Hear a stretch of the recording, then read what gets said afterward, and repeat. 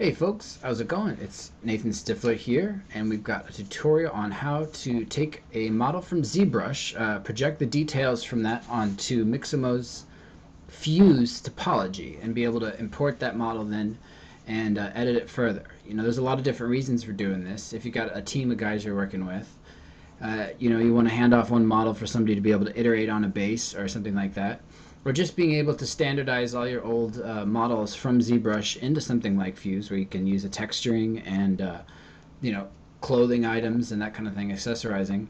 There's a lot of reasons for it. Some caveats starting off with is that the character has to be a biped, and it has to be sort of a singular skin. I've done some models where with this process where they're actually split up.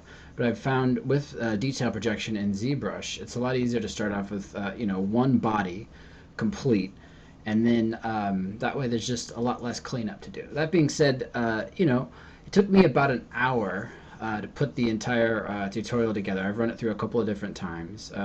It's sped up now to about 50%, so the actual tutorial here would be about 20 minutes.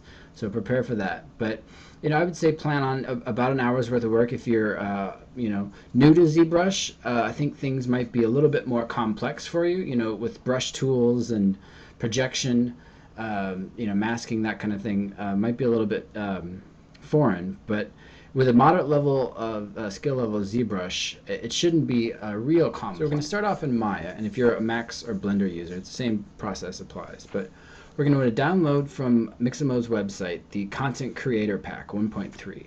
And in that there's going to be a base mesh folder, and we're going to pull out the Fit A Male OBJ. There's also a female model as well to start off with, but this one is going to apply more to the Fit A Male. So here we have them, and the eyes and the lashes are already separate pieces, but what we're going to work on is the teeth. So the teeth and the skin are all one OBJ, so we're going to want to separate those. And then we get the teeth and gum separate. So actually, just for ease of placement in ZBrush, we're going to combine the top teeth as one OBJ and the bottom teeth as an OBJ. It also includes a tongue piece. And then export those back out. And we'll use those for placement in ZBrush, and it just makes projection a little bit easier. If things were projecting the teeth, it would get real complex, and you'll see why once we start to get in there. So with the male Fit A OBJ split up and exported, we're going to go into ZBrush, and here we have a character that I did a couple years ago called Chimpian, and it's a biped humanoid, fingers and toes, normal legs, and it's separated skin. But what we're going to do is do a little bit of prep work. He was in an A pose before, and as you can see here, he's in a T pose. That's really about all the editing that we're going to do to that actual character. We're going to move him up to align him to the floor plane that you'll see when we bring in the other pieces.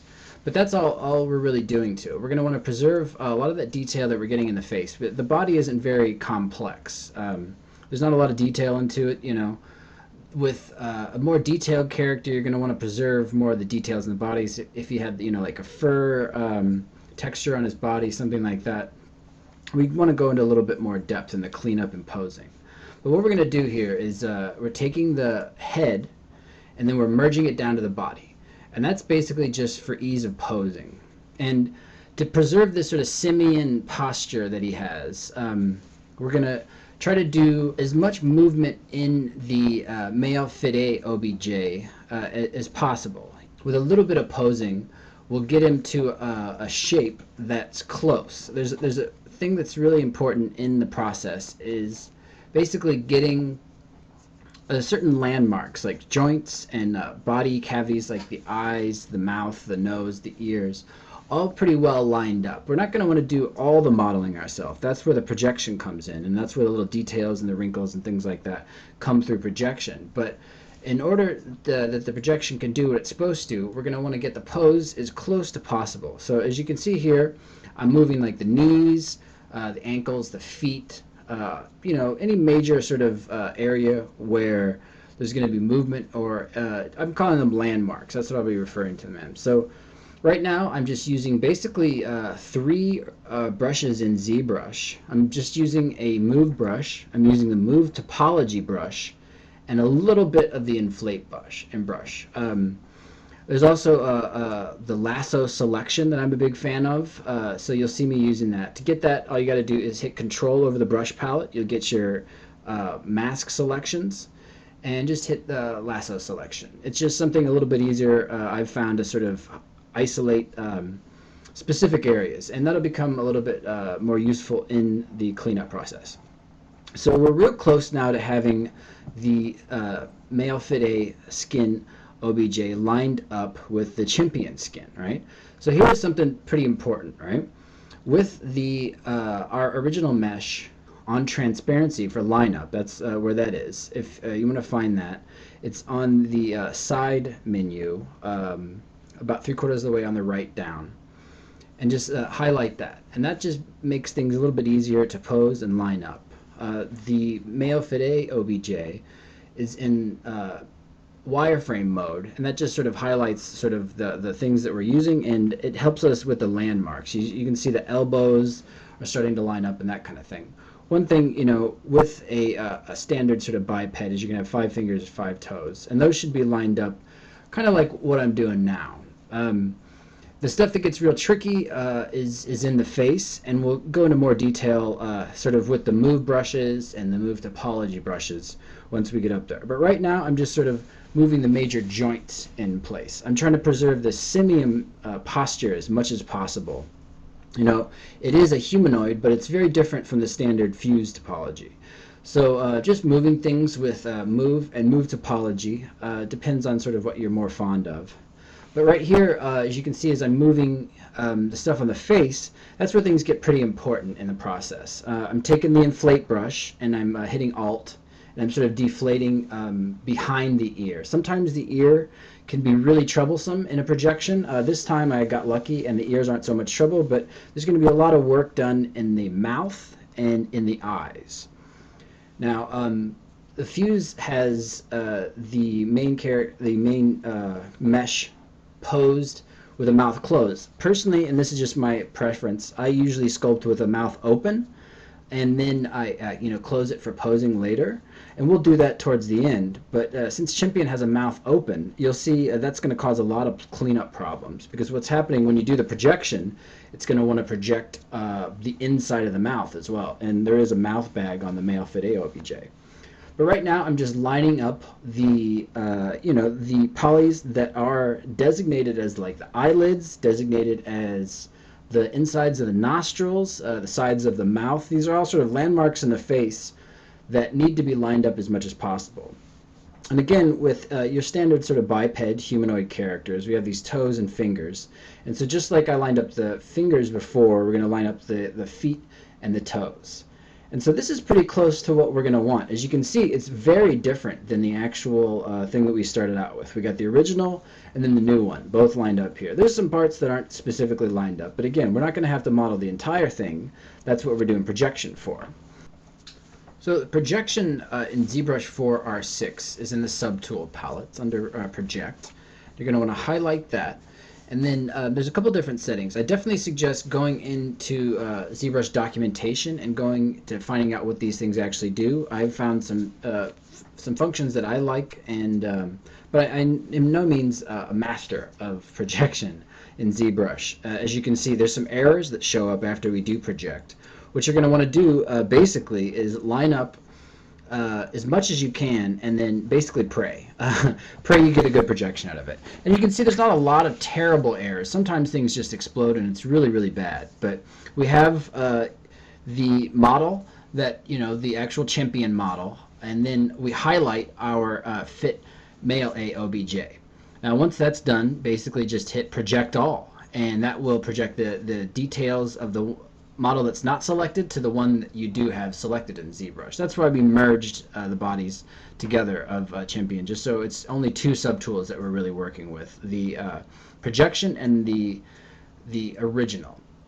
So this is where the bulk of the work from the tutorial is going to come in. As you can see, especially within the inside of the mouth, the polys are just projecting like crazy everywhere. So what I suggest through most of this, basically what we're going to be doing is just smoothing and polishing. Right there under the deformation subpalette, you're going to want to go in and just hit polish on some of these things. You isolate the polys that are sort of just crazy with either your mask selection or your pin selection, and then by hitting polish in the deformation subtool, not even more than 4 or 5, you'll get all these things sort of relaxed a lot better. There's a lot of, you could go in and smooth everything. There's so many ways to sort of clean up the projection errors in this. But what I found is going in and just isolating the problems that you're having, and then either polishing or smoothing them. And depending on where the things are, it could be a really easy projection, or you could have a lot of work that you're going into. So what I'm doing now, I've sort of saved you guys a little bit of the trouble. The more you set up your pose and the more you align things, the less cleanup you're going to have to do. I go through 4 different subdivision levels. You can see now this is the second subdivision. Basically what I went through is just divided the mesh a second time now and projected the details from that. So we're getting similar errors. Things are still a little wonky in the eyes, mouth, ears, and nose. But as you can see, everything else is kind of lining up a lot better. Just because the male fit A OBJ does have a mouth bag to it, it's a shell with inside a shell. And so those projections are going to be pretty complex. So I've saved everybody a lot of time here, and I'm not showing you the actual cleanup for the 3rd subdivision level, and I've just sort of edited ahead to the 4th subdivision. So basically what that is just subdividing, and now we have about 500,000 polygons on our male fit A OBJ, and it's really starting to basically look exactly like the model we're trying to project detail from. What I'm doing here is just, finding the places that are continually giving me problems in the projection and just massaging those a little before the final projection.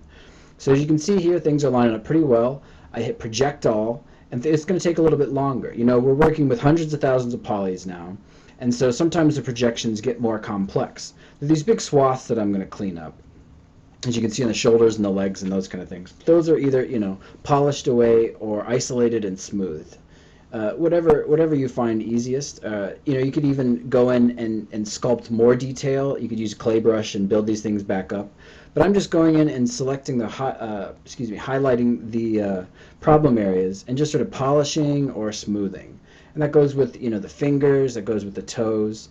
But the biggest problem, especially because that's where the most detail is going to be the face again. So here we are, isolating the polys in the face, and specifically the mouth bag and the eyes, and just smoothing those out. So this is a process you're going to probably repeat a lot, especially if you have a very sort of different humanoid character. The problem with this chimpian character is that the brows are just so much over the eye bag that it's not just sort of a straight hole. It's almost being obscured by the brows. So there's a lot of problem. It's a very small eye as well, so that's what some of the problem in the original sculpt is causing problem in the cleanup. So it's either sort of a mix of polishing and smoothing that I'm doing in the eye bag here, and isolating and going in and just moving polys. The difference between the move topology and the move brush on its own is that move topology kind of highlights one set of polys. It's not going to take the entire stack that you're working with. Sometimes when you have some really stray polys, it helps out a lot with that brush, specifically the move topology brush, to really get like 3 or 4 polys that are like way out of line and sort of moving them manually back into place. And again, sort of the better you do with posing and the better you do with alignment of your mesh, the easier all this stuff becomes. But you don't want to be going in and sculpting exactly every little detail. That's where the projection is. So honestly, if you're sort of doing a mix of this posing and getting everything aligned and then cleaning up and going level by level, it helps out a lot, and it's less of a hassle. I've gone through up to millions of polygons and just projected away, and that can be something. But then you have tens of thousands of polys that could potentially be projected wrong. Here we are, basically about as detailed as we're going to get, at least for this mesh. And what we're going to be exporting to Fuse is the lowest topology mesh. And so that's ultimately what we're going to want to make look good. This nice 500,000 polygon model looks good, but what we're going to be putting into Fuse is a model that's about 7,000 polygons with the maps on it. So as long as their low poly model looks good, then it'll look good in Fuse. Now, with those pieces that we imported in, these are going to be put back into Fuse. So the eyes, the lashes, and the teeth are all going to be re-exported back into Maya, and then ultimately saved as a singular OBJ and imported into Fuse. So what I'm doing now is taking those same eyes and everything that we got from the model and putting them back in and placing them properly. Now what I should have done in this, and I'll show you in Fuse sort of why it's not quite placed right, is going in and placing these teeth and gums a little bit more like an actual sort of monkey jaw would be. You know, maybe moving those gums that are sort of pointing forward a little back further. But for a simple pose, as long as you align things up, you know, when the mouth opens, you can see a little bit of the bottom teeth, mostly the top teeth. That kind of positioning will work real well. And everybody sort of had just different ideas about how to place the eyes as well. So as long as they're looking good on your model, and it's the standard male fide that we exported out, you should be doing well. And so here we have the eyelashes. If you have some sort of character that's like a lizard or a shark person or something crazy like that doesn't need eyelashes, it's not necessary. But I figure this is a humanoid enough character that exporting out the eyelashes and giving them a nice pose is beneficial. So it's sort of getting these things ready for export, and then once they're ready and sort of posed in the right place, we're going to go through each subtool at its lowest level and then export them out. Now for Fuse, they want 4 different maps. For this tutorial, we're only going to be using 2 different maps, an ambient occlusion map and a normal map. Now the normal maps in ZBrush are on the lower right hand tab, under the normal map tab, and I select all the buttons. We bake out our normal map on the lowest subdivision. Here we have it there, you can see it. And then clone the normal map. Take that up to the texture palette on the top hand side. We're going to want to flip vertical because that's how Fuse reads maps. ZBrush actually uses them upside down in relation to most programs. And then just export that out. Now that's going to export out a PSD, and we're going to want to go into Photoshop and save all the maps we make out as PNGs. So then we have a different map we're creating now, the ambient occlusion map. That actually is through the masking tab in ZBrush. It's a simple way that I do ambient occlusion. If you go to Mask, Ambient Occlusion, it'll give you, nice simple ambient occlusion. And again, the only detail that we're really trying to preserve, because the body is so simple, is the details in the face. So go to, from the texture palette, go to New or Create, and texture from masking. That'll give us the map from the ambient occlusion, and then we can export that out. Same process as the normal map. We just want to flip vertical and then convert it to a PNG later. So after we've got everything exported, we're going to go back into Maya and then start compiling things for the Fuse export. Again, if you're in Blender or Max, the similar rules apply. You just import everything that we've created into Maya, and then we're going to combine the top teeth, bottom teeth, and skin into one OBJ, because that's how Fuse reads them. And the lashes and the eyes can stay separate. Those are separate in the male fide OBJ. But what's really important about the way Fuse reads things is that the UVs stay the same. That's primarily the way it does masking, it's the way it does texturing, and even as the pipeline goes on, that's the way it does rigging. So as long as our UVs are preserved, as you can see here, from the original male fide OBJ, then we're doing good. So basically what we're going to want to do is select all of this and then export that as an OBJ out. And then that will be going into Fuse. So here we are into Fuse. We're going to want to import that Chimpian OBJ, or whatever your OBJ file is with your skin and teeth. Name it whatever you'd like. Now this is based on the male fide. If we were to use female fide, that would be the category that we use. And again, there's 4 different maps that Fuse is going to want to read, but we only created a normal map and an ambient occlusion map. Just for this tutorial, we're just using that ambient occlusion and the normal map. And you can see in the face, we got a lot of bit of that nice detail from the sculpt in the normal map, the nice wrinkles and all that kind of thing. As you can see, everything's working right. So it's getting those landmarks lined up in those specific areas. that have helped us be able to do this, really.